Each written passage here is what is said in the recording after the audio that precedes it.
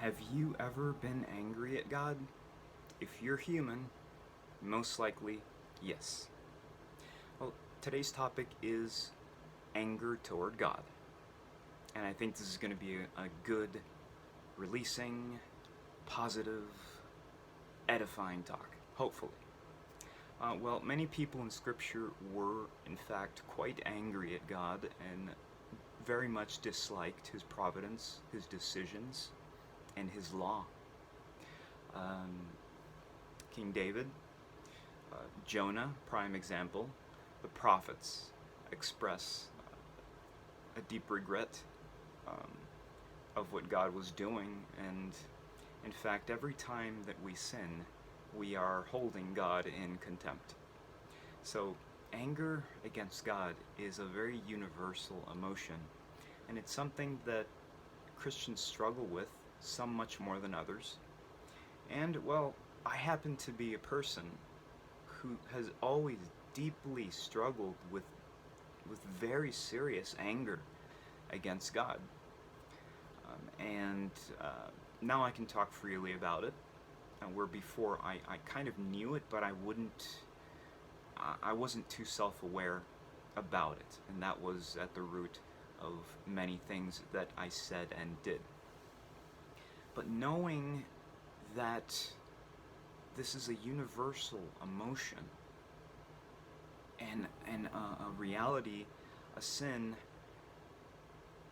that's fully redeemable and redeemed, that so many people struggle with, some of the holiest people that have ever lived, comforts us.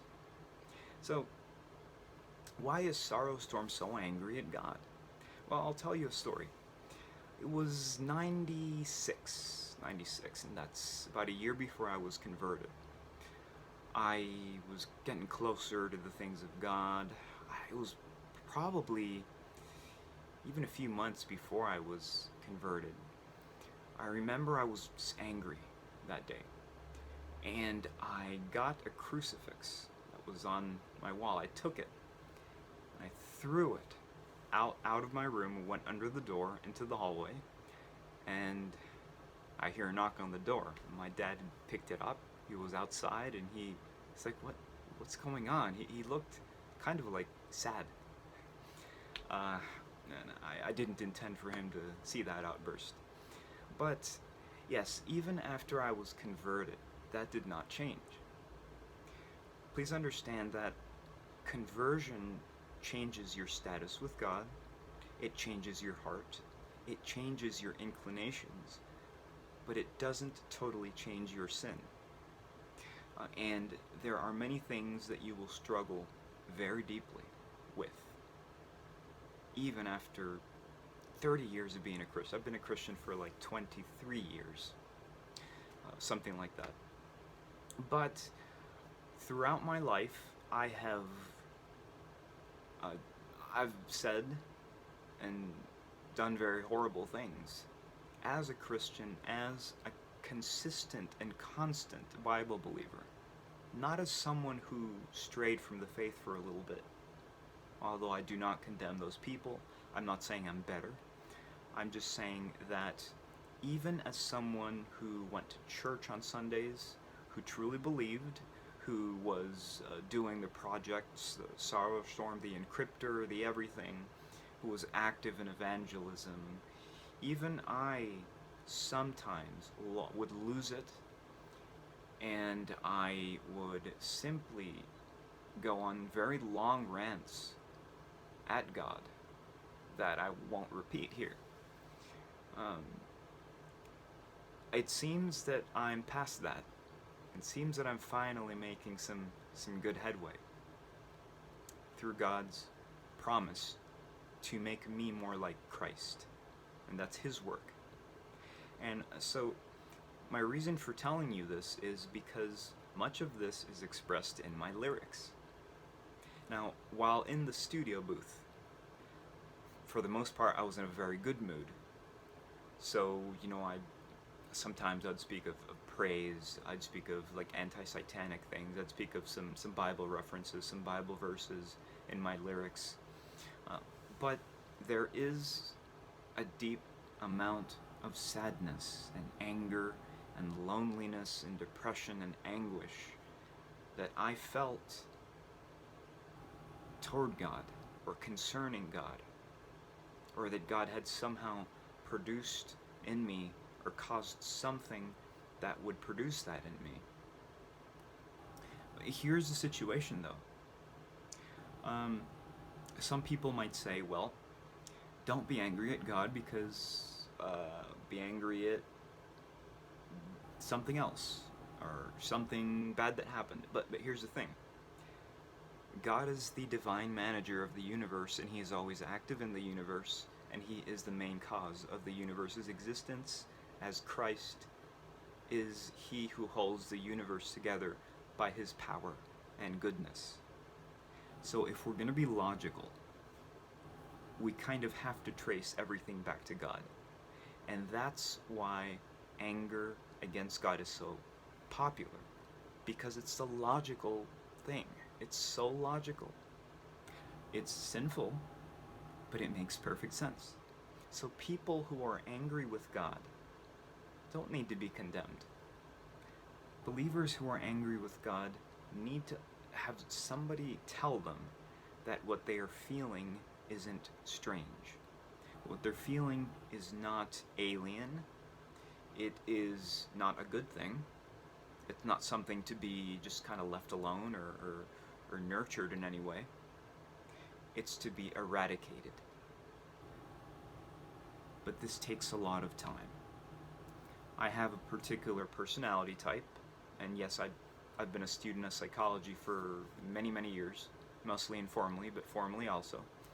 I don't think that psychology is the devil, and there are some personality types that are more given to resentment, to bitterness, to envy, things like that. And I have a particular personality type that takes things very, very seriously. And when bad things have happened to me personally, I have taken that very seriously.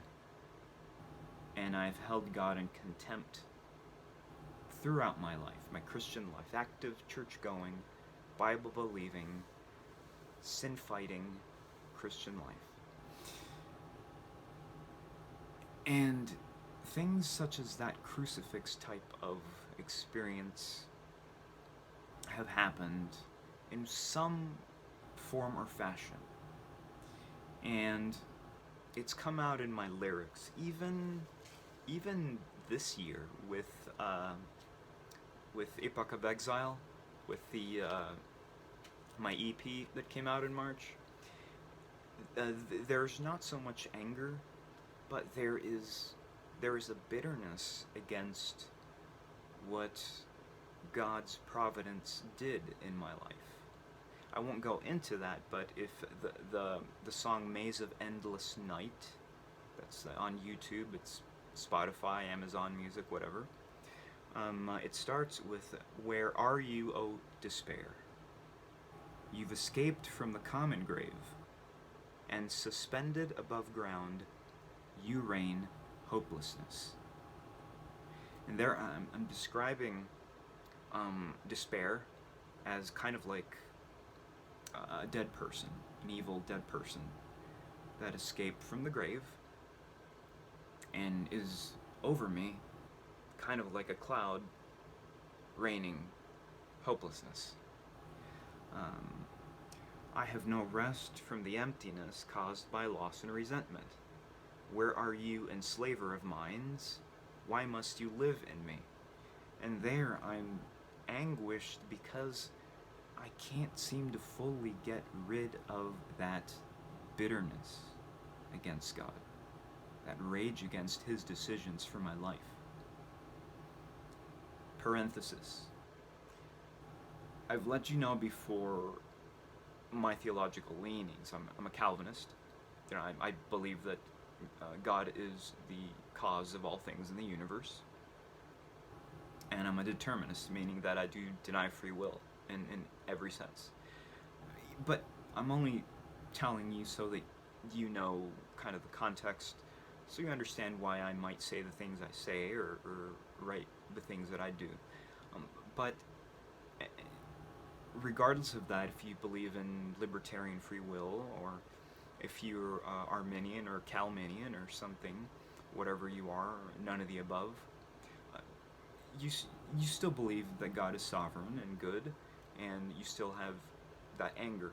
But because of my Calvinistic leanings, I may be prone to ascribing evil to him. Not that he commits sin, but that he is the first cause of all things. After all, he was the first cause of Job's suffering. The evil done against Job was God's idea, whether you're Arminian or Calvinist or anything that's in the text. And so, how does this look like? There are times, even in recent memory, where I wake up, I go to church. I'm a very religious person, a very religious man. I have to be on my toes. I have my accountability partners. I go to my pastors all the time. I talk to the deacons. I talk to the elders. The guys that I live with are Christians. We're praying together. We're asking for prayer. I'm a very, very active religious man. But at the same time, because I'm a human, I struggle with this sin of resentment, bitterness, anger, and disappointment with God. And so the point of the matter is, in recent memory, sometimes something, I'm feeling depressed, terrible. Even after a good day of long, hard prayer, the next day if something happens, I'm feeling terrible. And Sundays is a tough day. It's the Sabbath, and I'm Presbyterian, but sometimes I'm driving. I'm like, God, you know what? I don't want to go to church today. I'm gonna go, and I'm gonna just go in, just listen to the message, get out of here. I don't even want to be here today. Because I've come to understand that I'm now self-aware of the emotion. And I go to church because I love God, I want to follow His commandments, and it's pleasing to follow His commandments. That's why I'm going. But that day I'm simply having a hard time with that anger. So I go, and sometimes it's hard for me to sing. I don't like praising God very much. I do, and in my newer lyrics, things that you haven't heard before, there's more praise. I've said that in a couple of videos. I'm forcing myself to be more consistent. I could tell you many, many more stories and lyrics. We could go all day. But people who struggle with anger against God need someone to care for them, to listen to them, to validate their suffering. Not to validate the anger in the sense that it's okay, but to say that we understand that you're feeling that, and it's okay to admit that. It's a good thing to admit that.